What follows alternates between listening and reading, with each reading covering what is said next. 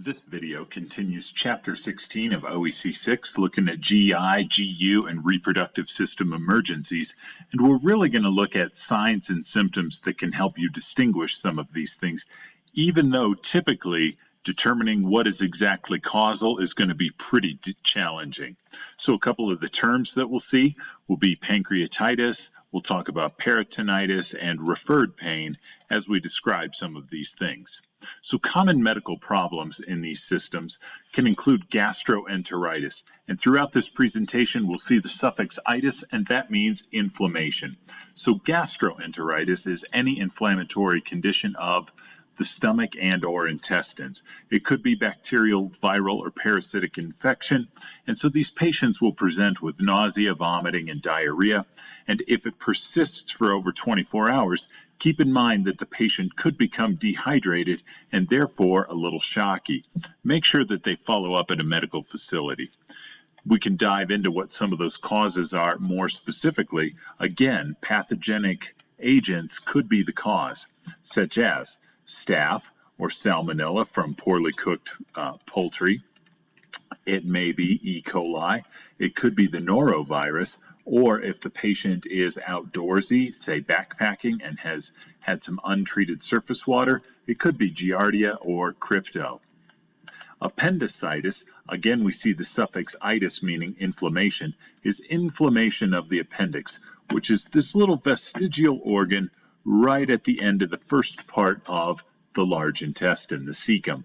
And that can be blocked and obstructed by maybe some stool that's part of the digestive system or undigested food. This requires urgent medical intervention because if it ruptures, we'll get inflammation of the entire peritoneal cavity and some internal bleeding.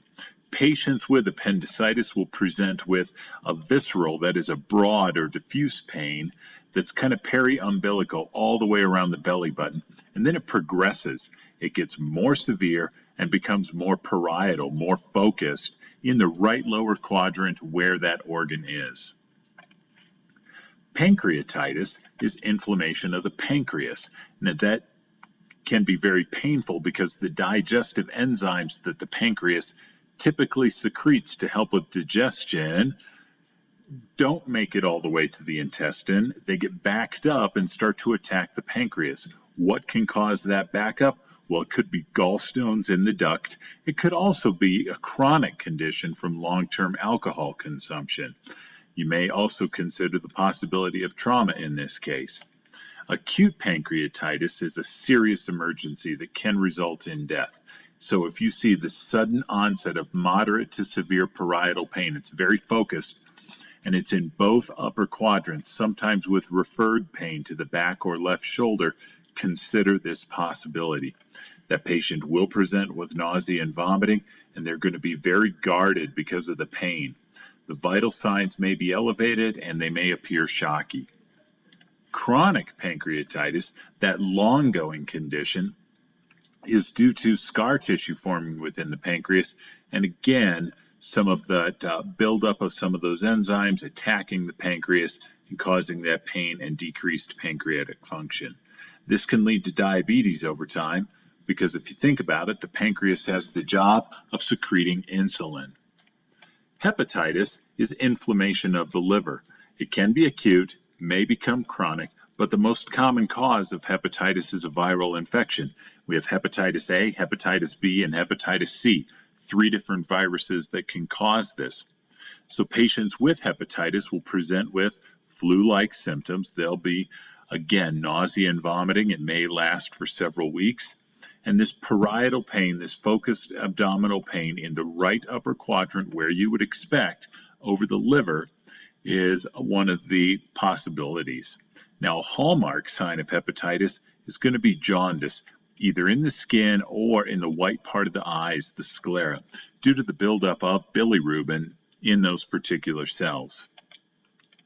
Cholecystitis is inflammation of the gallbladder, and it can present like pancreatitis because they're sort of co-located, and gallstones can be the cause of pancreatitis too. In this case, those gallstones block the duct that exits the gallbladder and causes a backup of bile, and that's where we get the inflammation of the gallbladder in this case. Some of the presentation is going to be tenderness or pain in the right upper quadrant. Hard to distinguish it from hepatitis or pancreatitis, and that's what we find with all of these abdominal issues.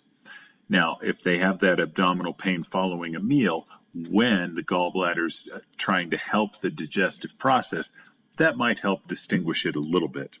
The pain is going to be really excruciating. It's going to be localized in the abdomen, but may radiate towards the flank or to the groin.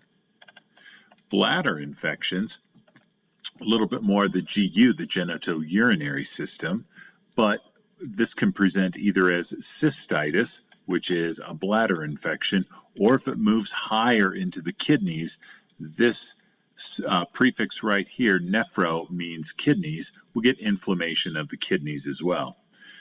So this could be, in this case, a bacterial infection. In the case of the kidneys, an infection that actually started lower and then made its way up the ureters into the urinary bladder. It can happen acutely or chronically. Repeated infections will over time cause decreased kidney function. Here we see that idea. If that bacterial infection starts in the bladder, perhaps because bacteria have made their way through the urethra to the bladder, then they can travel further, travel up the ureters to the kidneys and cause this acute inflammation of the kidneys. Be aware that if that infection spreads through the body, you can set yourself up for a condition of sepsis. Some of the possibilities for signs and symptoms will be that flank or back pain, because remember, the kidneys are in the retroperitoneal area. Because it's an infection, they can present as being febrile or feverish. Nausea and vomiting, pain on urination can also be part of this as well. Kidney stones are a unique condition that we'll consider, and this is because of crystallized minerals that deposit and grow over time in the kidneys, and then they travel out of the kidneys and become trapped within one of the ureters. This is going to be intensely painful. This can be precipitated literally by dehydration or perhaps congenital kidney defects. They're going to present, as we said before, in excruciating pain, and the localization of this in the abdomen or the flank and radiating into the groin may give us a clue. A bowel obstruction is exactly what it says it is. It's a blockage of the large or small intestine, and that could be due to some solids that aren't making their way through. We've got that blockage, food undigested completely. Food is unable to move by peristalsis along the intestinal path, and so we get that blockage. The patient may report a history of constipation. They're going to be in abdominal pain and they're going to be guarding. They may have a bloated or distended abdomen as a result, and they may have some kind of shocky vital signs in terms of their presentation. Now contrast that with a perforated bowel, which is literally an opening in the intestinal wall. This is going to lead to peritonitis, inflammation of the entire peritoneal area, because the contents of the bowel are going to inflame and in some cases infect that entire area. So you can imagine we'll have this visceral or kind of diffuse broad pain that's going to worsen every time they move or take a deep breath. It's going to be accompanied by high fever and severe nausea and vomiting. Moving to the upper GI system, we can talk about gastritis, which is inflammation of the stomach, and that can occur to many reasons. It's going to present as a heartburn type system, and part of that is because of the hydrochloric acid that helps digest food chemically is attacking the wall of the stomach. Similar to that, we can have esophagitis. So above the stomach, the esophagus, delivering food to the stomach, if a patient has this acid reflux, you can imagine that the hydrochloric acid from the stomach will inflame the esophagus, and so consequently they'll end up with that inflammation. A hiatal hernia is actually an opening in the diaphragm which separates the thoracic cavity from the abdominal cavity. And so what we can see in this case is the small part of the stomach is actually going to be herniated through that diaphragm. And what that does is it causes a malfunction in the sphincter, which is just the muscular valve at the bottom of the esophagus, top of the stomach. Normally it's kind of one way. It's going to allow food into the stomach but not back up. So consequently what happens is food and acid both reflux to the bottom of the esophagus. Peptic ulcers are also related to this idea of excess stomach acid, but here we get that defect in the lining of the esophagus or the stomach or the upper part of the small intestine because of this excess stomach acid. Now the causes of peptic ulcers, believe it or not, are one specific bacterial infection, Helicobacter pylori, but they can also be caused by the chronic use of too many NSAIDs, such as Advil or Aleve, which are ibuprofen and naproxen, or aspirin. Excess acid production in the stomach can also be caused by the long-term consumption of fatty foods, too much caffeine, and too much alcohol. Triggers can be stress and spicy foods. They're not causal, but they can make the symptoms of a peptic ulcer worse. So this inflammation of the upper GI tract and the pain that it causes, because it's the upper GI tract, it's going to present kind of as chest pain or upper abdominal pain, this heartburn pain. And so differentiating that from some sort of acute heart condition is something that you need to take seriously. Assume it's the more serious, perhaps cardiac event until proven otherwise. Now, upper GI bleeding results from severe cases of inflammation, such as an erosion to the esophagus, the inside wall of the GI tract. And so if that opening in the blood vessel causes a bleed in the upper GI tract, you can see something called hematemesis, which is bloody vomit. The prefix hema meaning blood and emesis is vomit.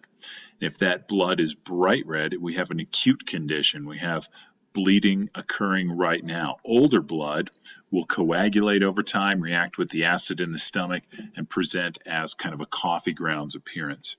Anytime you suspect blood, either coming through in vomit or after a bowel movement in the patient, you're going to have to recommend EMS transfer and further hospital care. The final condition to consider is an abdominal aortic aneurysm, a AAA. So the descending aorta in the abdomen can become weakened and form a bulge or an aneurysm. So if a patient has a history of high blood pressure, got to consider this. Now, if that aneurysm was to rupture, this is potentially going to be fatal just because of the massive blood loss. A patient with an abdominal aortic aneurysm is going to present as being pretty shocky. They're going to present with some lower back or abdominal pain, and you may notice in the medical history some fainting spells. This is a little bit higher level assessment, but because of that AAA, they may have unequal femoral pulses. So this is just an introduction to some of the types of medical emergencies that we can consider from either GI or GU systems. We'll look more at reproductive systems in the next video.